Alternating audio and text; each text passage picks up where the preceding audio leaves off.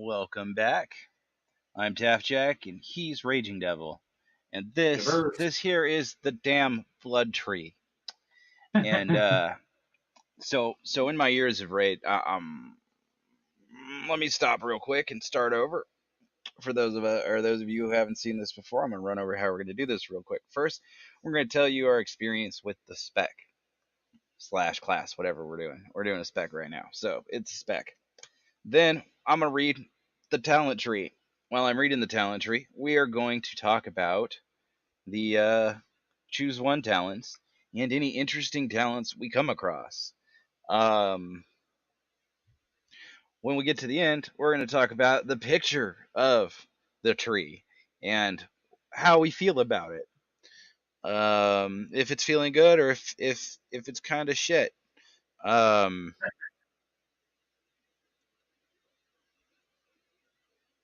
So, without further ado, let's get started here. Um, with blood, for me, I've always admired blood tanks. I've never really tanked a raid with blood. I've done dungeons and whatnot, but um, I've raid led a blood DK, and they have.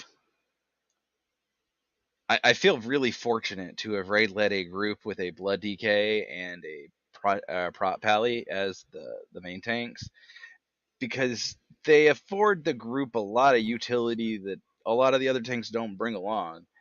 Blood tanks tend to be able to just like take all the hits, all of them, almost like a paladin. They're both fully capable of cheesing a lot of mechanics, and just like, oh, you're supposed to switch at 4 stacks. That's cute. I'm at 17. Um, Yeah, that's the blood DK for me. They're really strong. And we're a pleasure to lead through raids. What about you, Devil? I don't think I've ever seen Yeah. you. Say what? I don't think I've ever seen you look at a blood DK. Nah, I mean, I've tested, I've tried, I started playing Blood DKs in the Cataclysm. I've tried to keep enough mastery to keep my absorbs going, and I could not keep enough mitigation with enough mastery or enough just damage reduction in general to keep my absorbs active, and I could not play that type of tank. Yeah. But I did test it and play it, but I could not play that type of tank when they had that type of mastery before. Yeah, for I sure. could play I could play before when they had leech, but not when they had that bone shield. I'm over here like we're almost done with these videos, and I just found out that Wowhead has a full screen mode.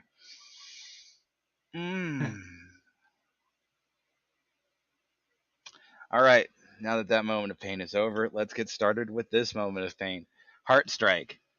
1 rune / 10 rune at power melee range instantly strikes the target and one other nearby enemy, causing 35% or 35.92% attack power physical damage and reducing the movement speed by 20% for 8 seconds. Heart Strike generates 5 bonus runic power.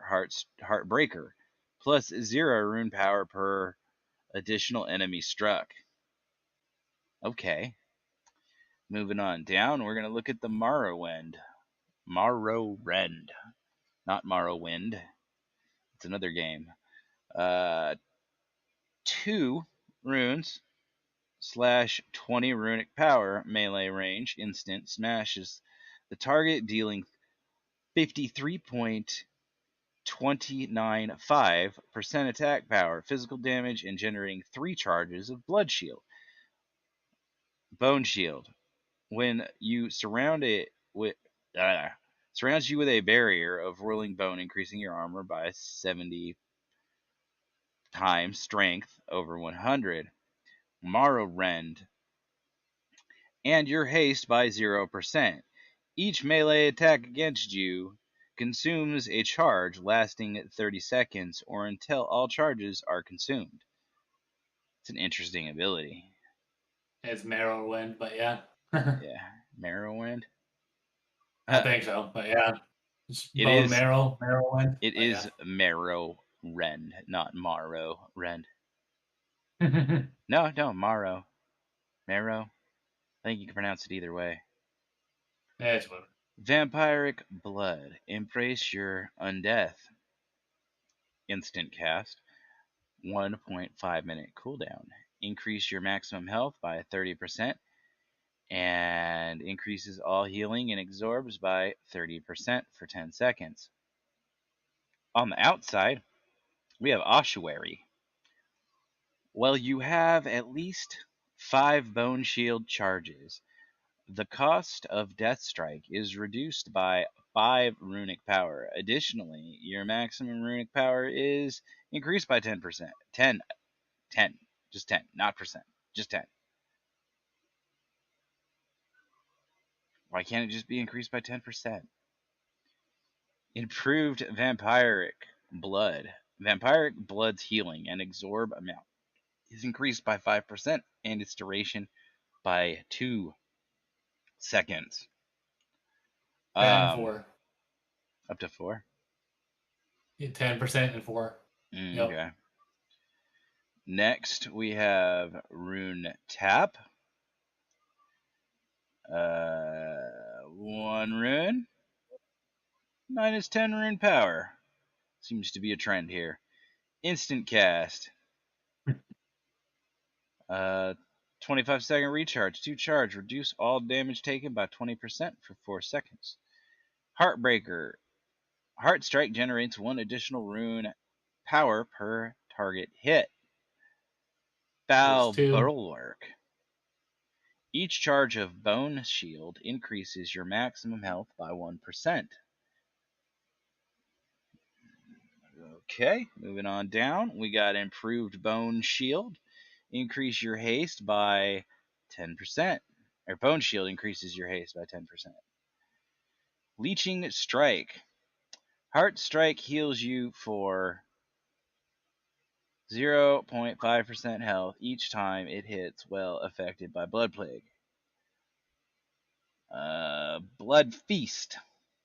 Anti-magic shell heals you for 100% of the damage it absorbs. My goodness. Anti-magic shell heals you for 100% of the damage it absorbs. That is broken. Right here, this is how they're just like, yeah, 17 stacks, no problem, and they're gonna keep it. I'm already kind of aggravated with this tree because the blood DKs already seem like they're gonna be tankier than my prop pally.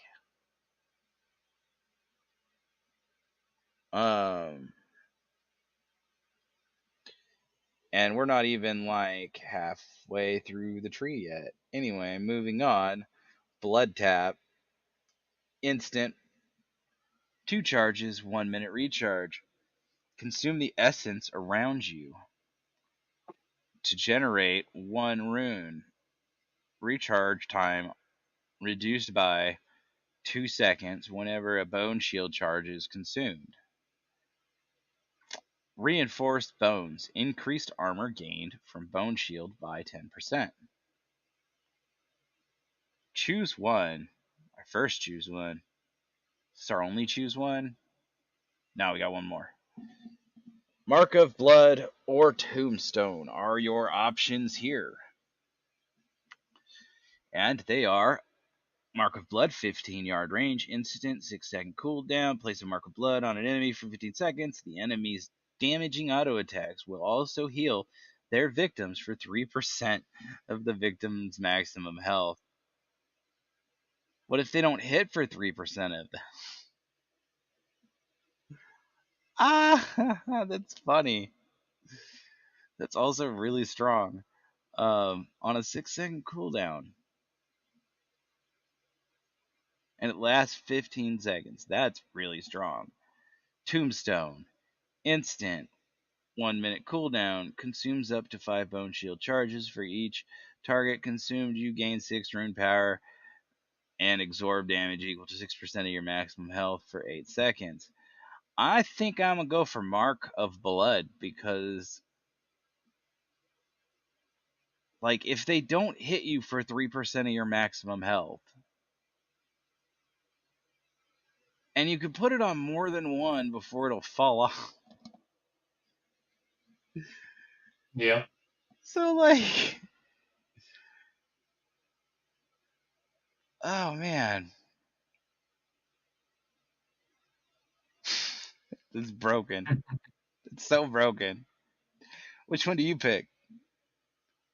Yep. Definitely Mark of Blood. Yep, just yep, not even. Ha! Fix that talent, Blizzard.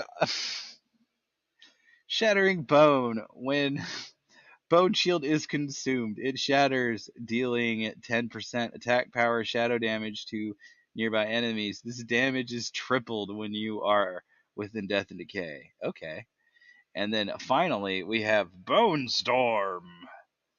10 to 100 rune power. I'm just going to dump the whole thing. Instant cast, 1 minute cooldown. A whirl of bones and gore batter all nearby enemies, dealing 19% or 19.65% attack power, shadow damage every 1 second, and healing you for 3% of your maximum health every time it deals damage up to 15%.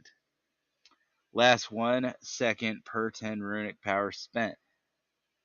Deals reduced damage beyond 8 targets.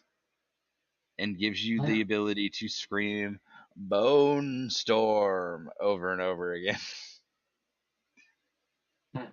Alright, and then I'll leave the other stuff for the middle that we're going to run through right now as we start at Dancing Rune Weapon. That's cool.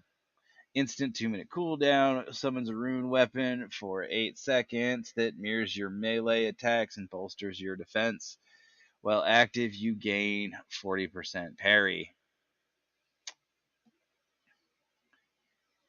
Unstable Blade, dancing weapon generates 5 bone shield charges when a charge of bone shield is consumed. The cooldown of dancing rune weapon is reduced by 5%.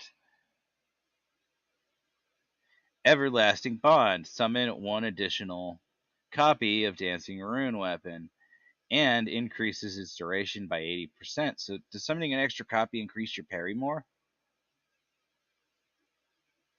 I wouldn't think so. But there are more swords to parry with now.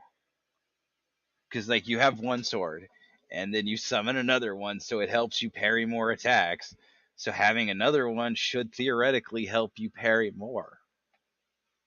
Who knows? You know, because, like, the whole idea of the Blood Deathknight is the duelist with the big one-handed weapon, or two-handed weapon. Obviously. And the parry, parry, parry. Gorefiend's Grasp, Shadow Tendril Coil, 30-yard range, instant, 2-minute cooldown. Shadowy tendrils coil around all enemies within 15 yards of a host or friendly target, pulling them to the target's location. Okay, yeah, so it's the multi death grip. Over here we have Hatred. Heartrend. Heartrend. I'm dumb. Heart Strike has a critical strike. Has a chance to increase the damage of your next death strike by 20%. Man, I am just not having it today. Here is Purgatory. Your cheat death. Wow, that's all the way down to the bottom. Good. Where it belongs. Super overpowered talent. Nah. Actually, I feel like it kind of should be a little earlier. Purgatory, an unholy pact that prevents fatal damage, instead absorbing incoming health equal to the damage prevented, lasting 3 seconds. If any healing absorption remains when this effect expires, you will die. This may only occur every 4 minutes, and, like, this would make sense if you put it way down here. If we're talking about like an unholy DK, but we're talking about a blood DK, and your cheat death mechanic should be closer. I mean, I get that this one's a passive, and the paladin one and the warrior one are actives, and I don't know if I don't remember if the monk and demon hunter get, or druid get one. Oh, there are a lot of tanks. Um, but I mean, like, meh. It could be just a little lower. And then like Gorfine's Grasp doesn't make much sense where it is. That's so utility. Why is it so far? Okay, whatever. Moving on. Tightening Grasp. Enemies hit by Gorfine's Grasp take 5% increased damage from you for 15 seconds. Additionally, reduces the cooldown on Gorfine's Grasp by 30 seconds. So just a buff to the talent there. Ironheart. Blood Shield's duration is increased by 2 seconds, and it's absorbed by 20% more damage. And it absorbs 20% more damage. Bloodshot. While Blood Shield is active, you deal 25% increased physical damage. Okay. That's kind of lame for a final talent if you're going to put it up against, like, Purgatory and Bone Storm. I mean, but that is 25% increased physical damage, and, like, they neutered all of the physical. Like, why is this even here? Because, like, none of the other tanks got a lot of damage. And, like, man, the Blood DK biased is really showing. Super hard. Blood Boil. Instant, 7.5 second recharge. 2 charges. Deal 42.57% of attack power shadow damage and inflicting all enemies within 10 yards with Blood Plague. Blood Plague, a shadow disease that drains 64 health from the target over 24 seconds. Crimson Scourge, your auto attacks on target inflicted with your Blood Plague have a chance to make your next death and decay cost no runes and reset its cooldown. Improved Heartstrike. Heartstrike's damage is increased by 15%. Up to 30. Why does it need more damage? Why doesn't it just increase its healing? Death's Caress. 1 rune. Negative 10 rune power. 30-yard range. Instant cast. 6-second cooldown. Reach out with a Necrotic Tendril, dealing 19.017% attack power shadow damage and applying Blood Plague to your target and generating 2 Bone Shield charges.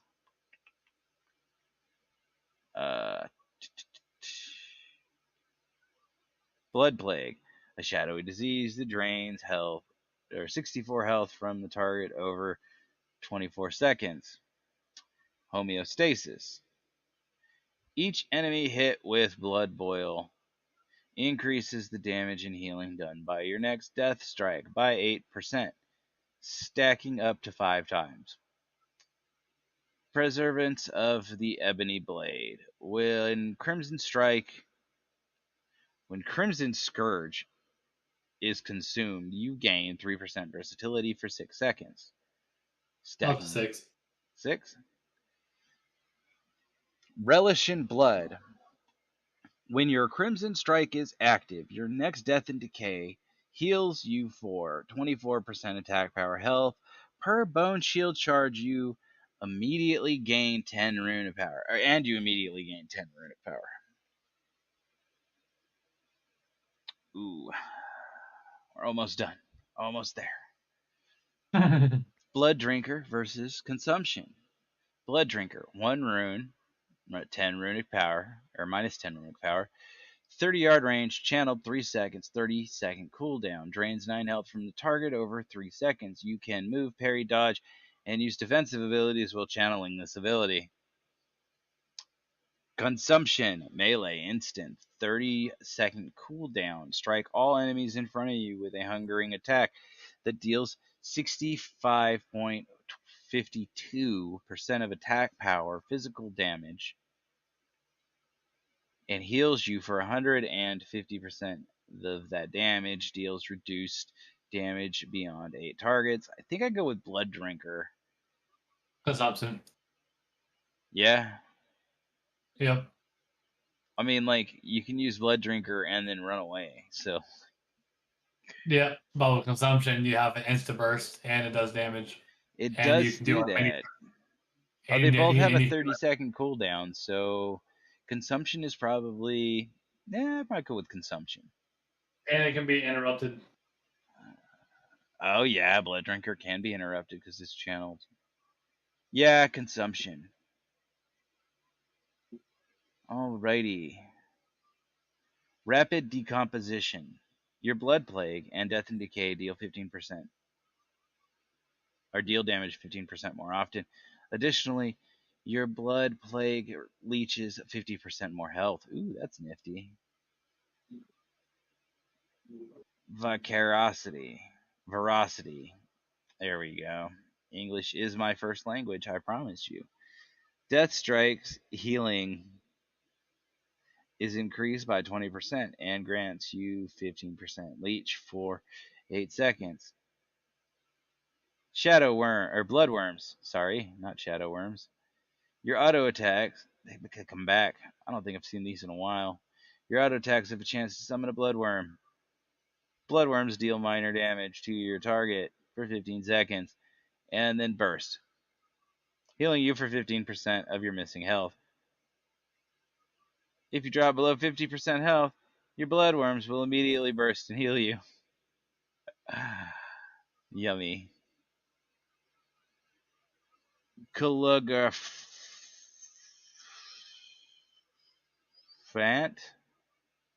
Calligraphant? I don't care. Enemies affected by blood plague take 15% increased damage from you, and Death Strike increases the damage of your blood plague by 25%, stacking up to 5 times. Sanguine Ground. You deal 5% more damage and receive 5% more healing while standing in Death and Decay. Because reasons. Red Thirst. Reduce the cooldown of Vampiric Blood by 1.0 seconds per 10 runic power spent. 2 seconds. Umbilicious Eternius.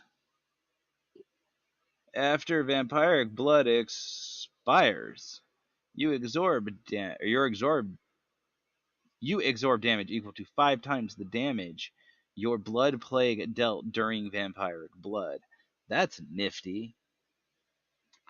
Overall, my impression of this tree is that blood DKs are going to be top tier tanks, and there's nothing that's going to stop them from holding that.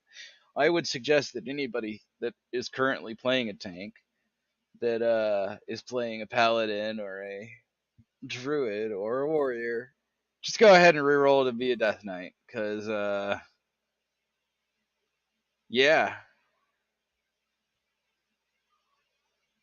Nope, still going warrior. Like, they have so much more damage, which means they're going to generate a lot of threat. And they have all of these defensive cooldowns. Plus the defensives that are in the base tree that they have access to. And if we look down at their abilities, I'm almost certain they have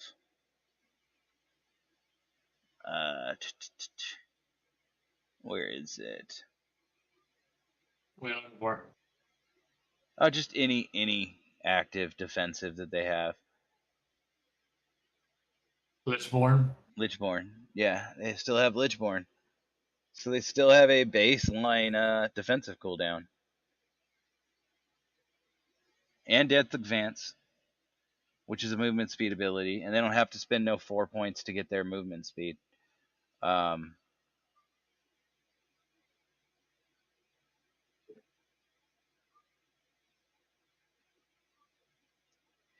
mean, like if I was a DK player, I would be stoked for this tree because it's dope. It's hella dope. There's a lot of shit in this tree I'm excited for. But as someone who mains another tank, I worry about my raid spot. You know what I mean?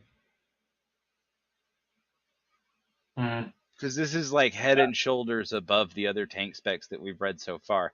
Now we haven't done the Demon Hunter yet, but we did the other ones already, and they aren't this strong. Just looking at the talents, I haven't looked at what they look like in the PTR or in the beta, but just looking at the talents, either DKs without talents are total trash, or this needs to be balanced, tuned down a little bit.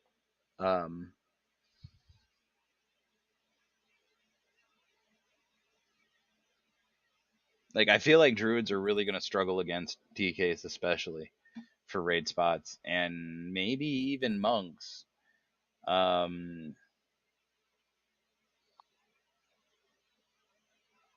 mean, warriors and paladins will be fine because you want to bring them to the raid anyway. They have shields. You need someone to pick up that shield. You never know. But... yeah, right. But you never know. But yeah, that's it for the blood tree. This is Daftjack. Signing off. You got anything, Devil? No, I mean, other than just a shit ton of healing, and other than to your little damaging over, say, why are they doing more damage instead of putting that to healing? Because they need that for threat. Well, yeah, I get that they need to generate threat, but like they generate threat through the healing. Like as someone who mains a paladin, I understand that like part of my threat. Well, I don't main a paladin. Well, it's my main alt. I don't know if they have that still in But current retail. Part of my threat generation is the healing I do for myself. And as a raid leader, I know that historically that's how Death Knights have generated threat is through their self healing and things like that, as well as hitting pretty hard. But like,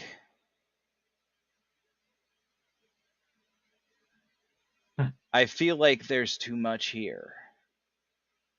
Now I haven't actually seen it in the game, so we're at theory point right now. Yeah, of course.